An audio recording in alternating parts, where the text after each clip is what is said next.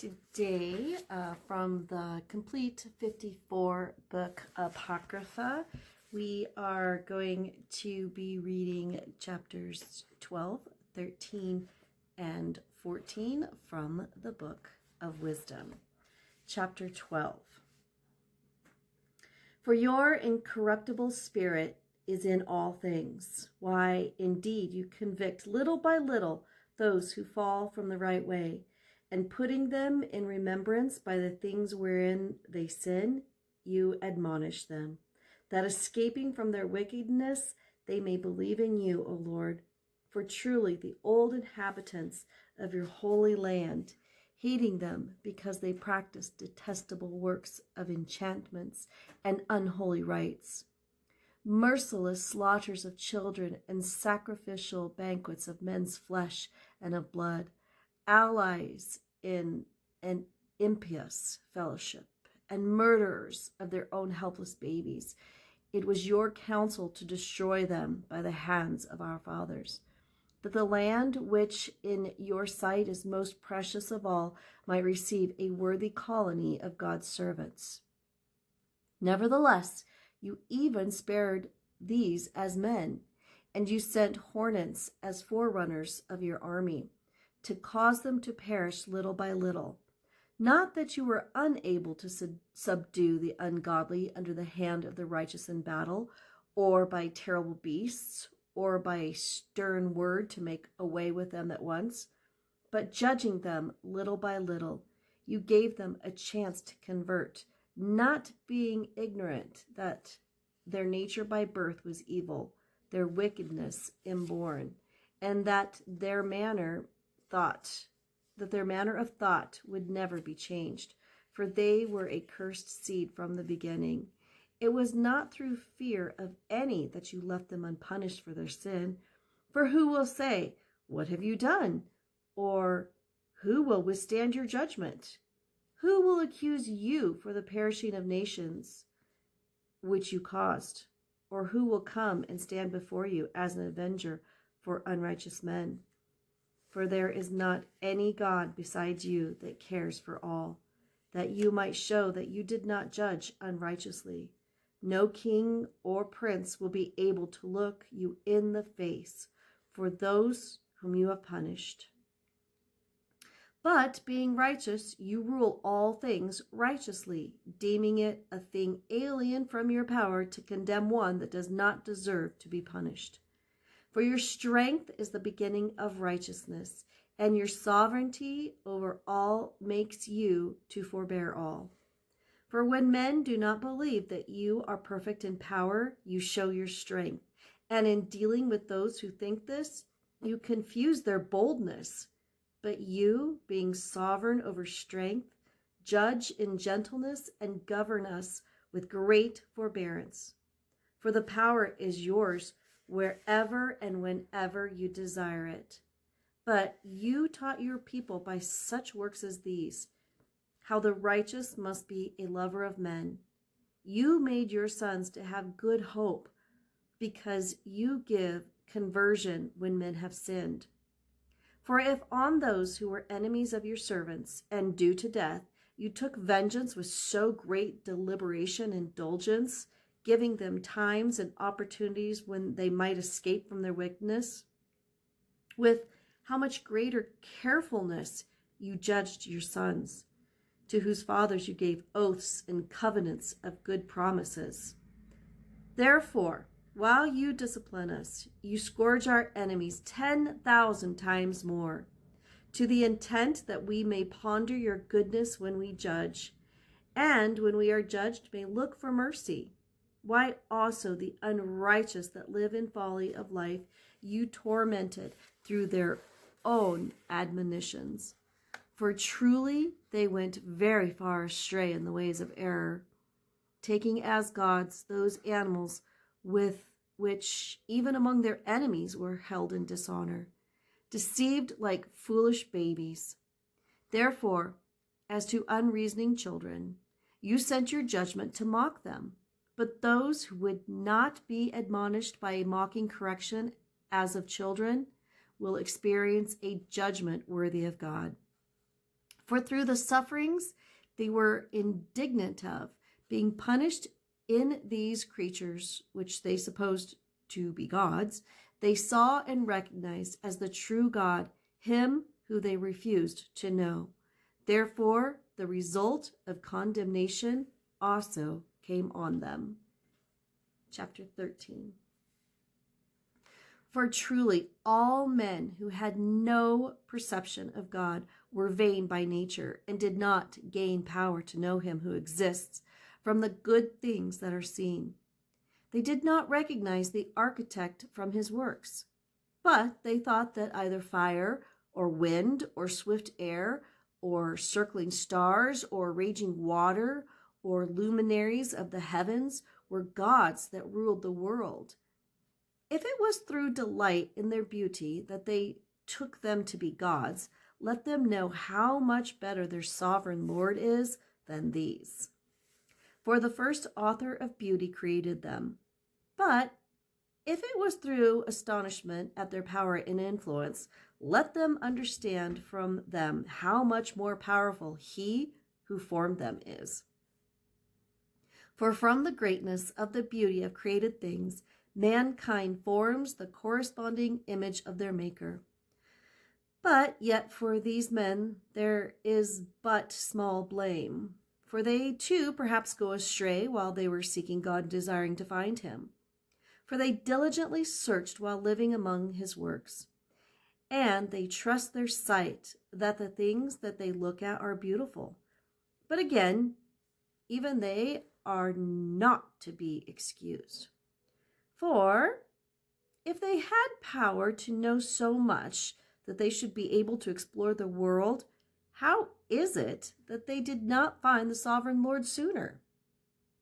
But they were miserable, and their hopes were in dead things, who called them gods, which are works of men's hands, gold and silver, skillfully made, and likeness of animals, or a useless stone, the work of an ancient hand. Yes, and if some woodcutter, having sawn down a tree that is easily moved, skillfully strips away all its bark and fashioned it in attractive form, makes a useful vessel to serve his life's needs, burning the scraps from his handiwork to cook his food and eats his fill. Taking a discarded scrap which serves no purpose, a crooked piece of wood and full of knots, he carves it with the diligence of his idleness and shapes it by the skill of his idleness. He shapes it in the image of a man, or makes it like some paltry animal, smearing it with something red, painting it red, and smearing over every stain in it. Having made a worthy chamber for it, he sets it in a wall, securing it with iron. He plans for it that it may not fall down, knowing that it is unable to help itself, for it is truly an image and needs his help. When he makes his prayer concerning goods and his marriage and his children, he is not ashamed to speak to that which has no life. Yes, for health he calls on that which is weak. For life he implores that which is dead. For aid he supplicates that which has no experience. For a good journey he asks that which cannot so much as move a step. And for profit in business and good success of his hands, he asks ability from that which has hands with no ability. Chapter 14. Again, one preparing to sail and about to journey over raging waves calls on a piece of wood more rotten than the vessel that carries him. For the hunger for profit planned it, and wisdom was the craftsman who built it.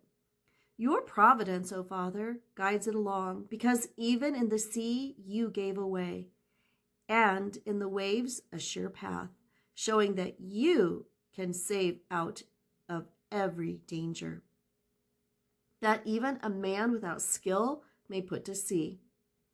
It is your will that the works of your wisdom should not be idle. Therefore, men also entrust their lives to a little piece of wood, and passing through the surge on a raft comes safely to land. For in the old time also, when proud giants were perishing, the hope of the world taking refuge on a raft, your hand guided the seed of generations of the race of men. For blessed is the wood through which comes righteousness. But the idol made with hands is accursed, itself and he that made it, because he was the working, and the corruptible thing was called a god. For both the ungodly and his ungodliness are alike hateful to God. For the deed will truly be punished together with him who committed it. Therefore, there will also be a visitation among the idols of the nation, because though formed of things which God created, they were made an abomination, stumbling blocks to the souls of men, and a snare to the feet of the foolish. For the devising of idols was the beginning of fornication, and the invention of them, the corruption of life. For they did not exist from the beginning, and they will not exist forever. For by the vain pride of men they entered into the world, and therefore a speedy end was planned for them. For a father worn with untimely grief, making an image of the child quickly taken away, now honored him as a god, which was then a dead man, and delivered to those that were under him mysteries and solemn rites. Afterward, the ungodly custom, in process of time growing strong, was kept as a law. And the engraved images received worship by the commands of princes. And when men could not honor them in presence because they lived far off, imagining the likeness from afar, they made a visible image of the king whom they honored, that by their zeal they might flatter the absence as if present. But worship was raised to a yet higher pitch, even by those who did not know him, urged forward by the ambition of the architect. For he, wishing perhaps to please one authority, used his art to force the likeness toward a greater beauty. So the multitude, allured by reasons of the grace of his handiwork, now considered an object of devotion, him a little while before was honored as a man. And this became an ambush, because men, in bondage either to calamity or to tyranny, invested stones and stocks with the incommunicable name. Afterward, it was not enough for them to go astray concerning the knowledge of God, but also, while they live in a great war of ignorance, they call a multitude of evils peace, for either slaughtering children in solemn rites, or celebrating secret mysteries, or holding frantic revels of strange ordinances, no longer do they guard either life or purity or marriage, but one brings on another, either death by treachery or anguish by adultery. And all things confused are filled with blood and murder, theft and deceit, corruption, faithlessness, tumult, perjury, confusion about what is good, forgetfulness of favors, ingratitude for benefits, defiling of souls, confusion of sex, disorder in marriage, adultery, and wantonness. For the worship of idols that may not be named is a beginning and cause and end of every evil. For their worshippers either make merry to madness, or prophesy lies, or live unrighteously, or lightly commit perjury. For putting their trust in lifeless idols, when they have sworn a wicked oath, they do not expect to suffer harm.